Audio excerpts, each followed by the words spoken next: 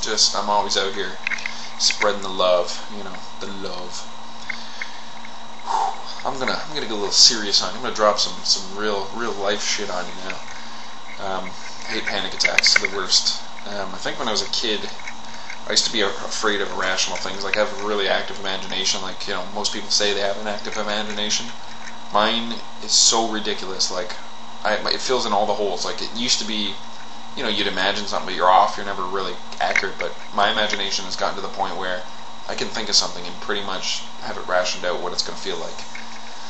Anyway, as a kid, I went to school at Eve Cabell, and I loved it. I'd get up at like 5 o'clock in the morning, like, ooh, I get to go to school, grade 1 and grade 2, and I was a good little student too. I was awesome. And then my school burned down halfway through grade 2, and it just destroyed me. Like I love that school so much.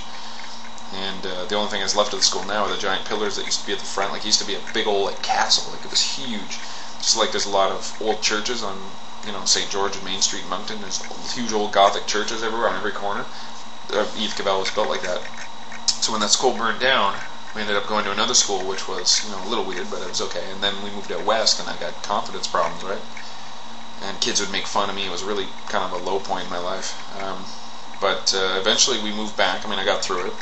Moved back here, and then my confidence started to go up again. And then by the time high school came, I was awesome. Like I had a ton of friends, and just pretty much a happy kid all the time, just on average. Like always really in a good mood, and just wanted to be left alone and have fun. That was it. And then I tried drugs a couple times, and then things got weird. Like first time I tried drugs, not so bad. I was having fun. We were walking around our campsite, and we got lost. We walked literally 10 feet away, and we didn't know where the hell we were. It was really fun. And then I tried them a couple more times, and they were okay. And then I tried hash one time, and that's when things got real fucked up. I remember it was at Centennial Park, and it was winter, and the ice was frozen. I was standing on the ice, and I started thinking, just at the start of a panic attack, you get kind of this just weird, kind of little bit of a disturbing feeling in your gut and in your chest. You don't really, I don't feel quite right. Like, what is that? And then it just kind of grows from there. So I was worried that I started thinking, I'm standing on this ice right now, and there's probably water underneath, and what if the ice breaks? And then I'm going to fall in and drown, aren't I? And I got right off the ice because I was afraid. And then I started looking up and realizing how big the sky was and going, oh my god, the sky's huge. What happens if I fall straight up? I'll fall into space. And my imagination would just start filling in the holes and saying, yeah, it's probably going to happen. Better, I don't know what you're going to do, but... So I was like, guys, we have to go home now. I don't feel good. So we went home. Drive home, of course, was hell because you get all these aches when you're freaking out like that. Go home, jump right into bed, go to sleep right away. It's like, woke up and it's all out of my system. And I was like, wow, that was pretty fucked up. I didn't even understand what it was at the time. And then, not learning my lesson, I tried a couple other things, and I don't think I had problems then, but then shortly afterwards I started to get panic attacks all the time. I remember coming home from animation school, and, people were kind of mad at me because I went and I didn't make it, but it was hard. I wasn't into it the first time. The second time I should have made it, and I didn't. But the first time I really wasn't ready. But I remember moving back home into my mom's house, and there's 3 or 4 months I just don't remember. I try to think back, and it doesn't make sense. I think my brain shorted out. I got home and I was all fucked up. Just the wiring gets crossed. That's why I suggest not ever doing drugs, because it changes the chemical composition that floats in your brain, and that's permanent. So if you fuck things up really bad with acid or whatever, that's your life. That's for the rest of your life. You gotta. And I'm lucky right now because I'm almost to the point where I've almost never even had a panic attack because I'm, confident now, and I'm strong, and I'm, mentally in a good state, so I'm good. But terrible. So anyway, I started having them regularly all the time, just out of random. I decided to scare myself all the time, to worry all the time for things I don't need to worry about. So I decided to give my fear a name. I decided to pick specific things to worry about. Usually it was the sky. For some reason the sky freaked me out. Maybe I'm agoraphobic too, but I would go outside and the sky is so huge, and that you're so small compared to it. So immediately you get freaked out because it's so big and open. I'm glad I'm not rich, because at that time I would have dug underground and built a secret underground layer, a panic room or whatever. What a waste of money. It doesn't really matter. I'd have oxygen tanks in there and air purifiers and all that shit. Fuck. So anyway, I just decided I was going to start worrying about the sky, gravity, falling straight up, another thing, and I started worrying about death. I'm not actually everyone has different opinions on death or what's going to happen and all this other shit.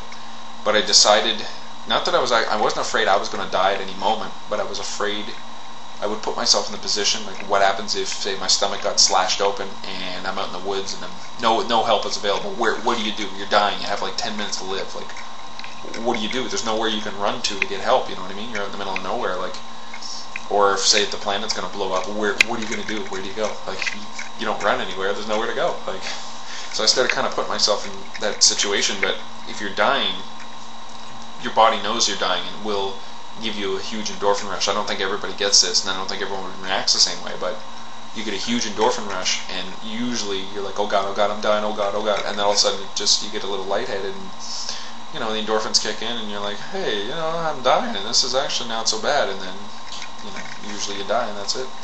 But I was putting myself in that position, but as a rational, like, no endorphin rush. I'm just going through the straight terror of dying. Like, fuck, it was terrifying. Like, and I don't know if I can't even describe how scary it is. Like, some people will say, oh, I'm tough. If I had a panic attack, I would just, fight through it. I'm like, you have your relative human fear ratio, which is like 0, which means you're sleeping, and 100, which means, you just saw a bear and it almost killed you, right? You're in fear for your life. Panic attacks are somewhere around like 10 grand. Like, they're overpowering to the point where your body shuts down, your brain shuts down, your organs feel like they're exploding. Like, it's terrible. So I had them on and off. I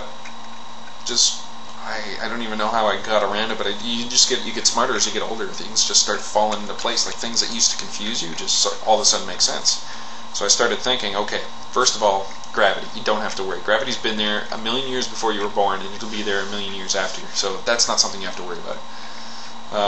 Dying will happen when it happens, right? There's not a lot you can do about it. I can try to stay in shape and like watch what I eat and be careful, make sure I don't drive too crazy on the highways, just normal stuff like that, and you can avoid a lot of problems just by that. But I mean, if it happens, it happens. I mean, there's nothing you can do about it. Just try to stay alive. That's it, really. And it's not that hard. Like, I find my life's relatively safe. I'm relaxed when I'm driving. I never have any problems. So now I decided to start making my rational brain work against my imagination and overpower it. And now I'm to the point where, boom, like, my brain doesn't tell me shit. I tell my brain what I want it to do, and that's why now I'm really confident and really, like, life's just coming together, like, really beautifully. So yeah, I had one panic attack while I was driving home from Calgary. The job didn't work out. I was out there, I hated it. It's too much work. It was very dangerous. Barbed wire fences, you're in bear country. A puma had followed the guys last year. A guy almost died falling through a beaver dam. Like, it's not a safe job. Seismic as hell. So I drove home from Calgary to Moncton, and I drove for 4.5 days straight, which was crazy. So I'm driving, and I'm in Montana somewhere. It's dark, nighttime. My first day, it was Halloween, actually, and I saw a bright green light shoot from the sky, like a meteor. And then I saw another one, and then I saw a third one, and then I started thinking about space and how big it is and how small we are, and freaking out that I'm going to fall up. And my imagination started working against me and saying, oh, you know what, I feel like the car is lifting off the ground a little bit. And I went, ah! And I stopped the car and, put on the right blinker and fucking, I had to go and grab onto something because, gravity was turning off. It's stupid. Like, nobody would ever worry about this, but I built it up in my imagination to be something to worry about, so of course. Eventually I got my shit back together, got back in the car, and I kept forcing myself, like, this is not going to happen now. Just because you're afraid of it doesn't mean it's going to happen. And I turned on my PSP and I put on a couple movies, and that helped, because I was following what was happening to Hellboy rather than worrying about, And then I was like, oh my god, how did I, and even right after a panic attack, I'm like, how did I let it get that out of control? So I made it home fine, and that was great. And I haven't really had a panic attack since. It was like last year Halloween. And I'm clean now. I have no more panic attacks. I'll get that little pang once in a while, but I go, fuck off, no, and then it's gone. So I'm pretty good now. I don't know, it'd take a lot of factors for me to get back to that state of mind. I'm glad I've kind of outgrown it. But the stupid part is, I think if I ever get into some kind of situation where I am dying, like, I'm drowning or, car accident or I'm bleeding to death, I'm probably going to have a panic attack. But it's something you just gotta deal with. That's life, right? It's not fair, but just do what you gotta do.